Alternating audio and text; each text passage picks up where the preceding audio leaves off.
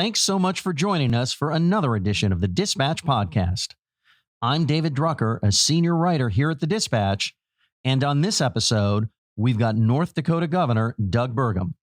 Burgum, as you might be aware, is running for president, and he was nice enough to stop by Dispatch headquarters here in Washington to discuss the state of his underdog campaign for the Republican nomination.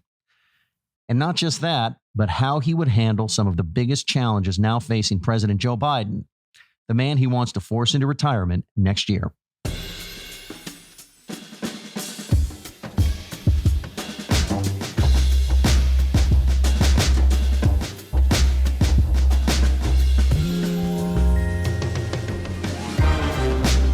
North Dakota Governor Doug Burgum. Thanks for joining us here at Dispatch headquarters in Washington, D.C. David, fantastic to be with you, and love your headquarters. Thank you so much. We're sparse. We're kind of like a startup, something you might know something about. So, well, this is my first podcast with an F.A. Hayek poster overlooking my shoulder, and so I'm thrilled that you've got a. I might win you a vote somewhere. Yeah. Hey, listen, let's jump right in here. You're president of the United States today. What is your response to the Hamas attack on Israel? I have to almost take a moment to get a breath here because it's the atrocities that we've all seen, coming across the TV screens the last couple of days is hard to find the words, unimaginable, unthinkable. I mean, if you'd have told me last week that we were going to have stories about babies with their heads being cut off, I mean, it's just hard to get your head around. But it's not. Unfortunately, given that since we announced on June 7th and have been talking about this since the day we think, which we're running on three things: economy, energy, national security. On the national security front, I've been saying since the day we announced that the policies of the Biden administration are destabilizing the world and empowering dictators. And one of those ones that we've empowered the most is the country of Iran. They're the parent company. They're the corporate headquarters. They're the ones that are funding Hamas and Hezbollah. And when we start doing things like releasing $6 billion of assets on top of the $10 billion we released in June, on top of the fact that nobody's enforcing any more of the Iranian oil sanctions, which could drive $25 billion of revenue to that country this year as they sell China, as China refills their strategic petroleum reserve. At the same time, Biden was draining ours 2 years ago. It's like, at some level, why are we surprised? I mean, I've been saying since the day I announced the reason why Putin invaded Ukraine was because all of Western Europe was tied to Russian energy. I mean, he had complete leverage in that thing, and anyway. So it's just, but in terms of our response, it has to be swifter. I mean, I'm appalled by the fact that Joe Biden yesterday did not mention the word Iran in his remarks. How important is that? Because he said, and I'm not looking at the quote, to any country thinking of using this to create more peril, to create more mischief, to act badly, don't. And he said it again, don't. So how important is it, in your view, that he didn't say specifically Iran versus any country? Why would the president of the United States be afraid to name the name of the country that's the world's largest sponsor of terrorism? I mean, the known funder of Hezbollah, Hamas, and other terrorist groups. Why would we not be willing to say their name? Well, why? Because, clearly there's been an effort to try to revive the Obama-Iran nuclear deal in the Biden administration, and that they've been working on it. And all these elements that they're doing are trying to do that. So he's trying to have it both ways, but you can't be trying to cut a deal to help the world's largest sponsor of nuclear or of terrorism get closer to having nuclear weapons. I mean, that's just insanity. So given that no new president gets to go back in time and create better conditions for their administration, you're president today. You've inherited what the Biden administration has done. Now, look, in the coming days, coming weeks and months, President Biden may do things vis-a-vis Iran that you like or you don't like. But just given conditions today, what should Biden do if he were listening to you in response to what happened in Israel and in response to the fact that we believe Iran played a very big hand in what happened?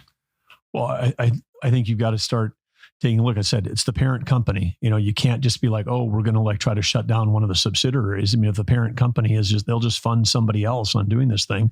And the way I always think about this thing is, it's diplomacy, it's information wars, it's military, and it's economic. And the way to hit Iran the hardest is to go after their source of revenue. And that's related to their oil production.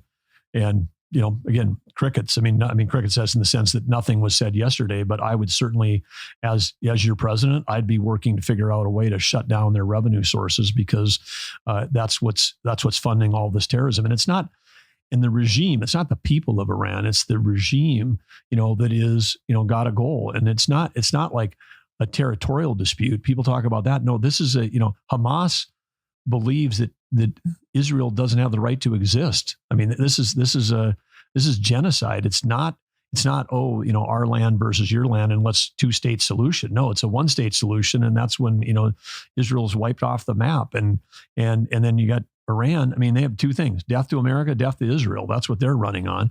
So we just have to understand that we're up against the face of pure evil. And if you see in terms of, the slaughtering of innocent people in their homes, that's not war.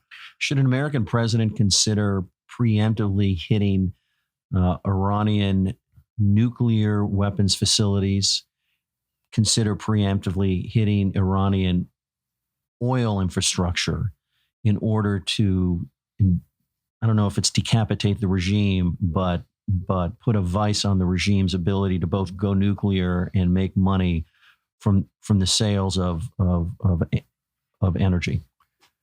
As president, I would be asking for all those options. All those options should be on the table, and they should understand that we have the capability to be able to execute against those options. Because if the whole idea of let's give tens and billions of dollars to Iran, let them again get their oil exports rolling and bring in tens of billions of dollars for that, so that they can oppress women and fund terrorism around the world. Again, we're doing that because what? Because of some dream that they're going to go slower before they get a nuclear weapon. As we sort of appease them, this is like the Neville Chamberlain Award should go to the Biden administration, because if you look at all the things, whether it's the withdrawal from Afghanistan, whether it's what happened with Putin in Ukraine, and now what's happening with this Iran-sponsored terrorism, all of these things are just moving us closer towards global conflict. I never thought I'd be talking to my kids about World War III, but I started talking to them about it, a year ago, and now here we are moving ever closer to it. And just as an aside, should the U.S. have pulled out of Afghanistan? Was the problem the pullout, or just that it was bungled? We should never have pulled out. This is keep 2,000, 4,000 troops there. We're still in Korea. We're still in Japan. We're still in Germany. World War II ended 45 years ago. This is the best air base advanced location in the most troubled area of the world, and we just handed that strategic location. It's not, everyone talks about, oh, we left behind tens of billions of equipment. We did. Yes, we did leave that. That was, uneconomic, foolish, ridiculous.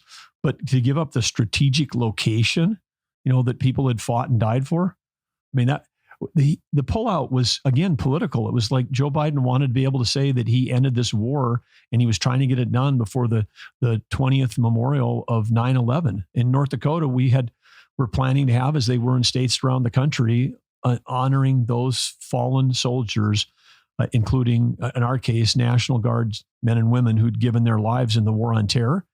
And 2 weeks before that, Joe Biden bungles this withdrawal. And then we're meeting with Gold Star mothers, and they're saying, oh, my son died in Afghanistan, and only because this president decides he's going to pull out with a week's notice.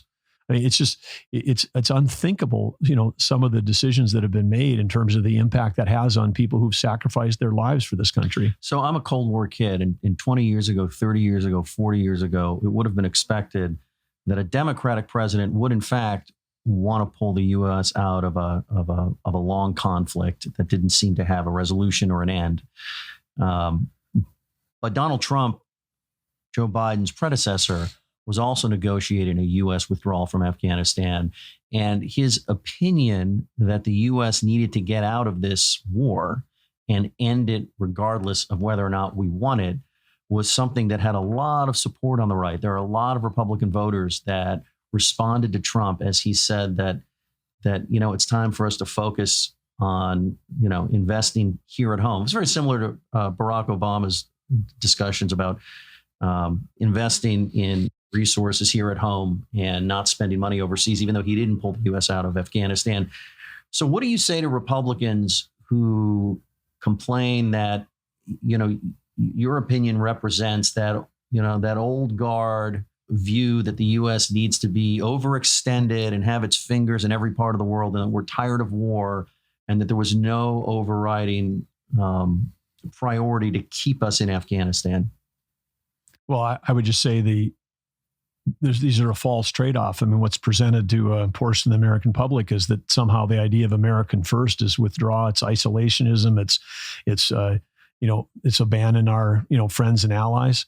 I mean, all of that stuff is it's not just a false trade-off, it's false economically. I mean, half of the U.S. economy, the reason we're the most prosperous nation in the world is because of the fact that we have trading partners around the world that we buy and sell to. I mean, the American economy extends to all of our allies. And if you want to say America first and then close the doors, and then everybody in the United States takes half, we take half the GDP we have right now. Would everybody want to take a 50% lifestyle pay cut, if you want to call it that? I don't think so. I think people would want to say, hey, we want the next generation to be more prosperous than ourselves. And so the fact that the truth that we should be making sure the American people understand is that for America to be safe and prosperous, our allies have to be safe and prosperous. Those two things go hand in hand, and that's the way it's been absolutely since the end of World War II. My dad fought in World War II. That's why we had we called them the greatest generation, because they were out there and they sacrificed their lives for our friends and allies. And then now we've got this crazy stuff. Like I said, my first day in office, we'll be selling energy to our friends and allies. If you care about the environment, you'd want to have all the energy produced here. Sell it to our allies. Don't let them become dependent on Putin's energy. Don't let him. Don't let a mob boss and a murderer who's not, we call him a president, but that gives him way too much credit. The guy's worth 75 or 100 billion. He gets a cut off of every barrel of oil. I mean, we're dealing with a mob boss, not with a president of a country in that sense. And so again, if we have a basic understanding that the idea of, I believe in America first, but America first doesn't mean isolationism and we abandon our friends. America first means that if we want to be safe and prosperous, our allies have to be safe and prosperous. I want to discuss Vladimir Putin and Russia's invasion of Ukraine in a moment. But first, I want to ask you about China. This is one of my hobby horses when I get a chance to interview presidential contenders. I can't find a Democrat or a Republican these days, at least mainstream, that doesn't believe the U.S. needs to stand up to China, contain China, get tough with China in regard to trade, try to contain China's military expansionism, particularly in the Asia Pacific, but elsewhere. What I want to know is, what would you do to contain China? And would you give Taiwan an ironclad guarantee that if they're invaded by China, the U.S. would be there to help them? And if so, how would the U.S. be there to help them? Well, you're asking a question there are multiple questions in there. Correct. I'll just say one thing. This is not something where I've come to recently or as a presidential candidate. In 1989, when I was a kid building a software company, returning from Australia, I stopped in China. My first trip to China was 1980 as a student. My second one, 1989, as a young entrepreneur business person. I heard that, when I was there, hey, they're selling U.S. software in the street market. I went to the street market. I said, and I've got a startup, Great Plains Software, in Fargo, North Dakota. We were selling only in U.S. and Canada. We were trying to open up in Australia. We did not have a Chinese version. We didn't have international versions. We were a small little company. We became much larger later. But I stopped there and I said, do you have Great Plains Software? And they said, sure. And I was like, what? And the guy walks me over, $1 a disc, 5.25 inch floppy. It could buy stuff we were selling for $5,000 a module. You could buy it, our software for $1 in 1989. They've been stealing every piece of software I've ever made for the last 34 years. So this is a country that, cheats on intellectual property. They ignore trade rules. They're not, any of these climate agreements that we have with them, are completely specious, because, they're the world's largest polluter. I mean, they emit more CO2 than anyone. They're opening up a coal plant every week. I mean, the idea that somehow we're gonna shut down U.S. energy and buy all of our batteries from China, and that somehow that's going to save the planet. So we've got issues there. And then, but you asked, what would I do on day one? Day one? Well, forget day one. What would be your strategy as president, beginning day one, but nothing gets finished on day one, to contain China's military expansionism? And would you give Taiwan, would you let China know that invading Taiwan would be met with U.S. resistance, not just the resistance of the island nation? Okay, multiple questions again. I'll keep chipping away. We're in a Cold War with China. We're in a cyber war every day with China. These things are happening every day. The thing that the Biden administration is not understanding right now is China's the world's largest importer of oil and gas, 10 million barrels of oil a day. We've had 4 cabinet members travel to China. Only one of them actually got a meeting with the president of China, but they've traveled there. And none of them have talked about using energy as a tool or a weapon or a lever in our negotiations in this Cold War with China. Why is China building the world's largest military? The same reason everybody else does. When you're short of natural resources, they're energy insecure and they're food insecure. They have to import energy and food every day to feed 1.4 billion people. Of course, they're going to build a large navy because they've got to protect the sea lanes for all that oil and gas that's coming into their country. And that creates a huge threat to America. And you mentioned Taiwan. I mean, when Biden says, hey, we'll support our friend in Taiwan, but then we say, Harpoon missiles, 2028, 2029, as opposed to like shipping them there now and then announcing today, we shipped them there yesterday. If you're China, you're gonna invade Taiwan before we put in the anti-ship missiles. I mean, they have 360 ships. They have the largest navy in the world. They not only could cut off Taiwan, if they cut off the South China Sea, what happens to, South Korea, Philippines, Japan? I mean, all of our traditional allies, many of whom are also dependent on energy imports. I mean, Japan's got almost no oil and gas. They import that every day, just like they did. That's how we beat them in World War II, was sinking every tanker that was coming into that country. And so this is the idea that somehow we can, in the United States, decide that we're going to shut down liquid fuels as a U.S. thing and then we're to trade OPEC for Sinopec at the same time when all of the geopolitical instability is still evolving around the oil industry. I mean, that's still what's happening. And nobody seems to be able to tie these two things together. And it's as plain as any book in history would tell you that. So you would... Well, I said, start selling energy to our friends and allies, stop buying it from our enemies, and use it as a weapon against China. How do you stop China from importing all of this oil and gas? Well, you don't necessarily stop them, but we figure out a way where we have our allies. We make sure that we're exporting oil and gas to get to the Philippines, to get to South Korea, to get to Japan. That would mean, okay, why are we shutting down our production in Alaska as opposed to using that? That's the closest trade route.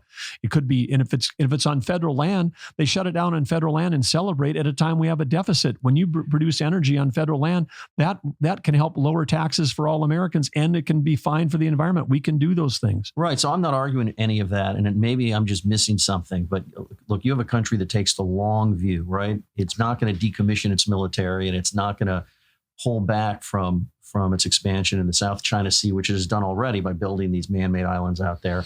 It is not going to stop threatening Taiwan or believing that Taiwan is a renegade province that belongs a part of China. And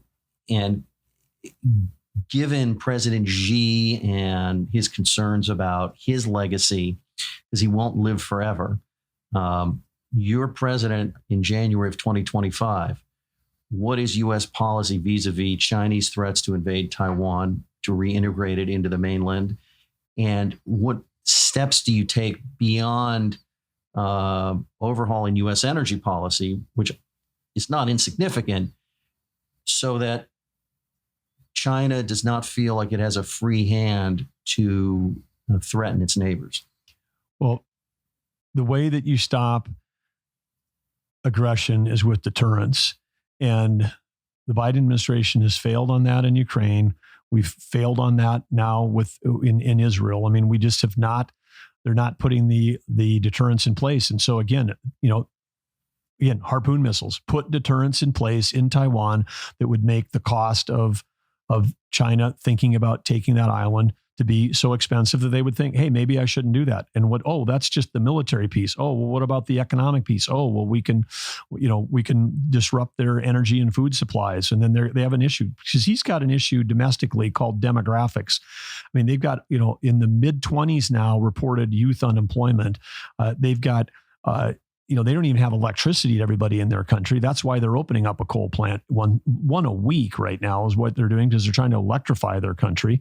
The reason why, the Washington Post said, China's doing such a much better job of getting to electric cars in the U.S. They didn't include in the story that all the cars are powered by coal because China's trying to reduce their dependence on even Russian oil and gas. And so you have to understand the global economy. You understand the problem they're trying to fix. You have to understand their weak points, which is the, demographics. They've got big challenges, food insecurity, energy insecurity. And when you have that, they can't keep spending this kind of money on military, in an unlimited way. And then they've got a debt crisis. They're going to have their own real estate crisis. They're at a point of weakness right now. And then we're operating out of weakness under the Biden administration. Should the U.S. be willing to defend Taiwan militarily, or should we do what we've done in Ukraine, which is send them arms, send them aid, but let them do the fighting? Well, I think it's always fantastic, I think, from a standpoint of U.S. policy, if we don't have to send U.S. troops, and there's obviously ways we can do that, and we've got agreements, but we do have agreements like we do with NATO, where we've got allied agreements. But this idea that somehow that we should let Putin have Ukraine, we should let Iran destroy Israel, and we should let China take Taiwan. That's not America first world. That's an America loses world. And so it's very clear that you have a strong disagreement with some of your opponents in this race, that Ukraine shouldn't be a priority. It's a territorial dispute, or it just shouldn't be a priority. And look, if Russia wants to take half of Ukraine or 20% of Ukraine, the bigger issue is China. You see them as all inextricably linked. Completely linked. And again, our failed oil sanctions on Russia just turned Russia into China's discount gas station. And, you talk to a farmer in Iowa or a lobsterman in New Hampshire, they would love to be getting diesel at 20% off tomorrow, but they're not. But China has been getting diesel at 20% off because when we put our failed sanctions on Russia, they just started selling to China. And when they started selling, some of these transactions for the first time were happening outside of the US dollar. When global oil transactions start happening in yuan and other currencies, it risks our reserve currency status, which then unravels the whole idea that we can just keep printing money and having deficits. Yeah, I don't think anybody, well, I shouldn't say anybody. I think a lot of people don't understand that the fact that the US dollar is the world's reserve currency really smooths our recessions and keeps us as the most attractive place for foreign investment in the world. I need to shift gears, even though the nerd in me could get really caught up in that and talk some politics. I want you to assess for me the state of your campaign, the progress of your campaign. I've talked to some Republicans I know that hate Trump. I've talked to some Republicans I know that love Trump. They both seem to agree, at least in my anecdotal conversations, that they really like you. But you can read numbers. You built a very successful company. So you can look at a poll the same as I can look at a poll, and your level of support is low, but you're the one campaigning. So give me the assessment that you see of your campaign and how you think you go from where you are to winning primaries. Well, happy to do that. And we love the position we're in. The first thing I would just say to any of your listeners is ignore national polls. National polls not just historically have been wrong, but even some of these early state polls, even though you're a neighboring governor, governor of North Dakota, Iowa's not far from you. A lot of people think that you're a candidate built to do well in New Hampshire, given your issue set at the very least. And look, New Hampshire, they love small state things, and you're a small state governor. And the American people often have a romance, at least for a little while, with small state governors who would be president. But your polling just isn't that great. I'm not criticizing it. I'm saying, tell me what everybody's missing and why you feel you're going to end up where you want to be in the end, which is winning. Well, this is easy, which is I think it's if you want to be a numbers guy, take a look at everybody I'm on stage with. And first of all, we announced on June 7th. And then, there's multiple people on stage that we're ahead of in both Iowa and New Hampshire. So then if you say, wow, you fought your way in 3 months from being unknown, being in the top 5, how do you feel about that? You'd say, I feel great about that, because everybody said, oh, you're not even going to make the first debate. Oh, you're not going to make the second debate. You're not going to ever, you're never going to, have some kind of breakthrough. But if you go back to name recognition, which is numbers, we're tied with people in some of the early states whose name recognition is 2.5 times higher than ours is. So just you do the math. If you have 1,000 people in a poll and 400 of them have actually know who we are, and we're tied with somebody else, that means we're reaching the same level of polling with 400 people that they're getting with 1,000 people if they have 100%. So we know that $1 that goes into our campaign, whether it's on the ground or whether it's on, local media, or whether it's being on shows like with you, David, as our name recognition goes up, as people understand who we are, what we stand for, what we've done, they understand that I'm the only person on that stage. I've created more jobs than everybody else on that stage. I'm the only guy on that stage that's been making payroll since my mid-20s. I'm the only guy on the stage that grew up with, working jobs on the farm, the ranch, the grain elevator, and even as a chimney sweep to pay my way through college, where I was taking a shower at the end of the day. My dad died when I was a freshman in high school. My mom went back to work. I understand what economic insecurity looks like when you're trying to, make the mortgage and put gas in the car and food on the table, which is the number one issue. So if you want someone to fix the economy, then maybe you should have someone who's actually lived in the economy, worked in the economy, and made jobs. And, the craziest thing I hear is that people say, oh, people should be dropping out ahead of when the voters start voting. Well, if someone's going to drop out, maybe the people should drop out are the ones that have never created a job and never made payroll, because I don't know how that we've seen what happens with Joe Biden when you put people that have spent their life on the East Coast in Washington, D.C., put them in the White House, and they literally don't understand how the economy, the world economy. And yeah, I'm a small state governor, but I've only been doing that for 6 years. I built my career in the tech industry, the most competitive industry there is. I mean, no tariffs, no subsidies, just flat out competition. You got to be better, faster, cheaper the next day than you were the day before. That's how I've known to take cost out. I took 27% of the cost out of the general fund in North Dakota my first 4 months in office, and everything ran on time. Nobody else seems to know how to even slow the growth. I mean, get a business guy in there that actually knows how to reduce the cost, but increase the value of the services. So speaking of that, 8 years ago, Republicans did put a business guy in there. I mean, Donald Trump's not just a business guy, but no, he's also a reality TV star. Right. But that was their thinking. And because you are running against him, and because he is the immediate past president, and because he's the front runner, I want to ask you to assess his presidency.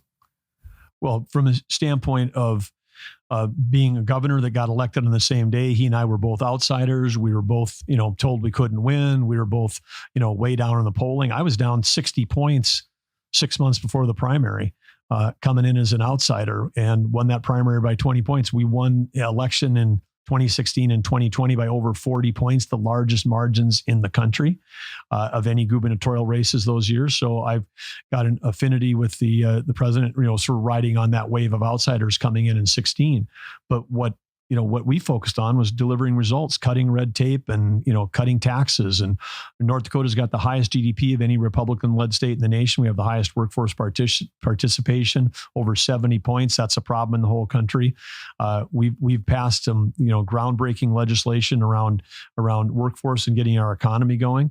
And we're really, delivering on an agenda, which is making sure that the U.S., can be energy dominant, which is key to stabilizing the globe. I mean, we're a state that produces more energy than most OPEC nations. But you're assessing your administration. I want you to assess his administration because you're running against him. Well, I would say that, the contrast between what Biden has done and what Trump did, I mean, that was obviously you got a Republican in the White House. That makes a huge difference. But I think that the challenge that we're facing, there was something that went on. We did see $8 trillion of increase in the national debt, during that time period that the president was in office. That's not sustainable going forward. And I think the big differentiator is the every job, every company, every industry the military, all are being driven by technology. We've never had a candidate that's got a technology background ever run for the White House. I think right now, having the global business experience, I had people working for me in 130 countries. I understand how the world works. I understand how it's changing. And that's thing. So I think it was the right time when President Trump came in. And I think that America is looking for a new face in 2024. And again, the reason I'm badgering you on this a little bit is I think there are a lot of Republican primary voters, as suggested by poll numbers, who think to themselves, well, I didn't necessarily like his tweets and he can get a little self-consumed, but he was president. So he's done the job. He has the experience. The Middle East was in much better shape when he was president. The U.S. was energy independent when he was president. Until the pandemic, the economy was humming when he was president, based in part on the $1.3 trillion tax overhaul bill that he helped get through Congress and sign. And so why shouldn't we give him another term? Being that again, outside of the pandemic, we had all these great results. Like maybe, Doug, you should be energy secretary. There's this famous story Chris Christie tells about campaigning in New Hampshire in 2016.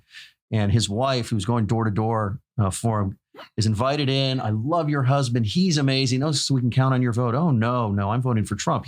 But Chris Christie, he should be attorney general. I love Chris Christie. What do you say to those Republican voters that you need, because you need some of them that are voting for Trump, voting for Nikki Haley, voting for Tim Scott?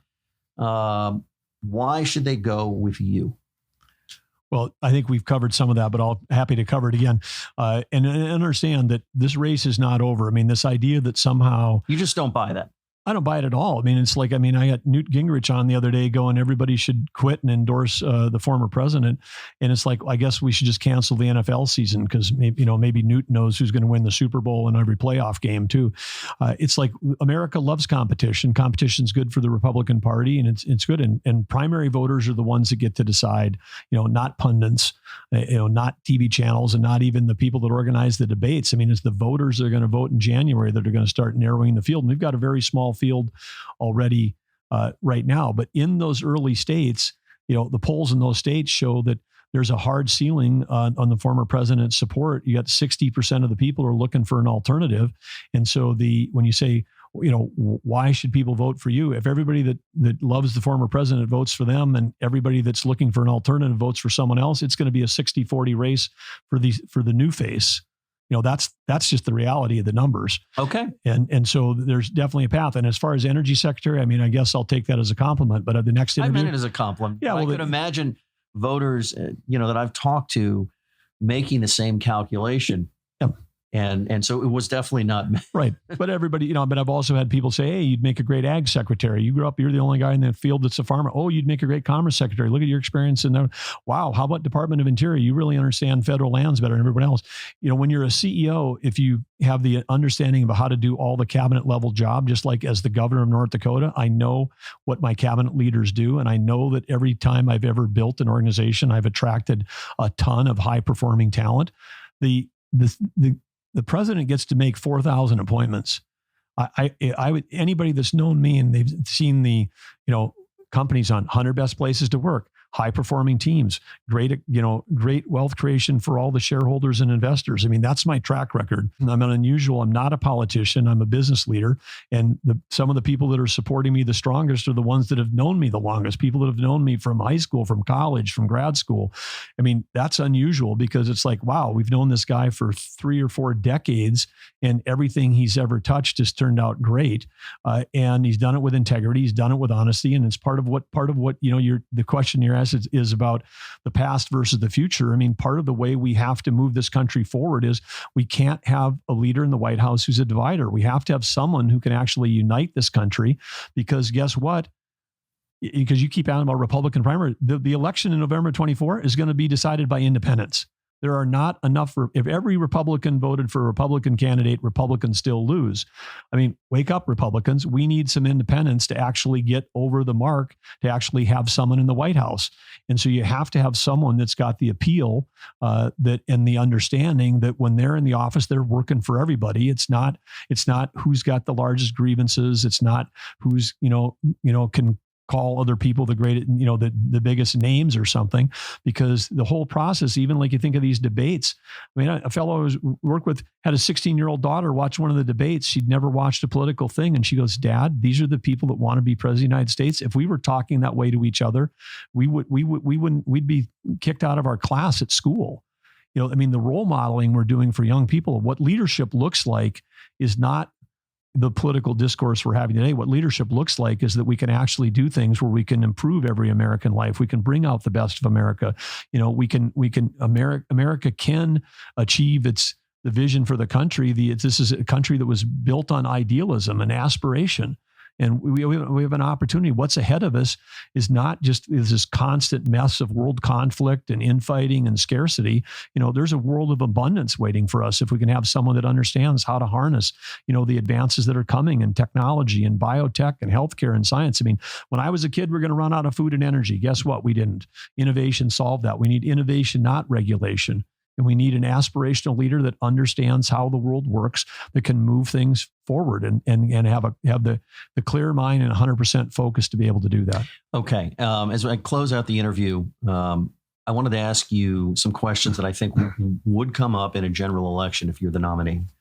All right. Because I think a lot of independent voters want a sort of level setting in American politics, given the upheaval and the divisiveness over the past, few years.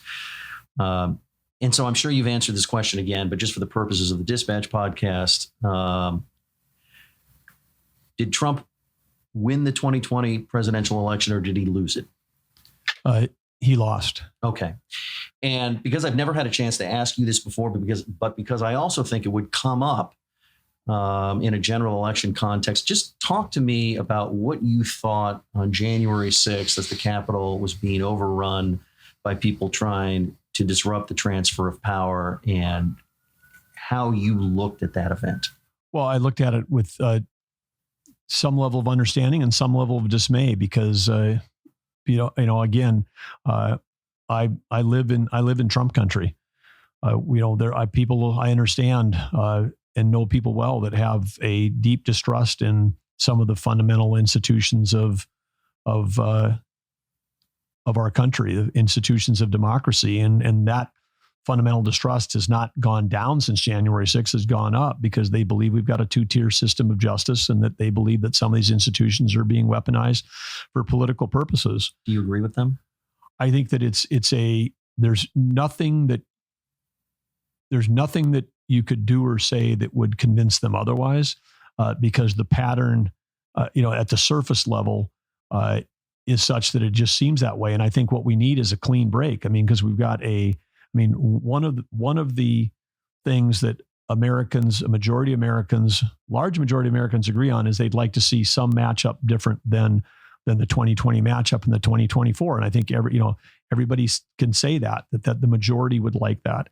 And why at the root level? The root level is because people want to move past it. They want to be able to trust that our country is moving in the right directions. And and I know that because when I've been involved in turnarounds in business, you don't turn around business with the same leadership or bringing back the old leadership, whatever. You have to bring in fresh leadership who can reestablish that bond of trust. And that's something I've done. Trust with customers, trust with partners, trust with team members. That's the thing I've done my whole life. It's the most important asset that any of us have is building that trust.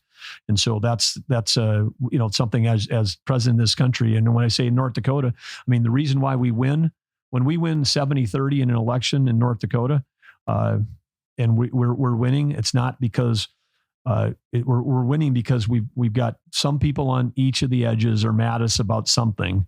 But the majority, which is we're a country where the majority is the ones that decide, is that they know that we're working for everybody. That we said, hey, when we're elected, doesn't matter if you voted for us or not. When there's a blizzard, we're still going to plow your road. I mean, we're plowing the roads for Republicans, Independents, and Democrats. And by the way, when we're plowing a road in North Dakota is the size of all 6 New England states together, and we get it done with a lot less cost than than those 6 states would. I mean, because we know how to work, we know how to use common sense, we know how to get it done. But that's something that people can count on for me, because our future is very bright in this country. But it takes leadership matters, and leadership is not who's the biggest victim.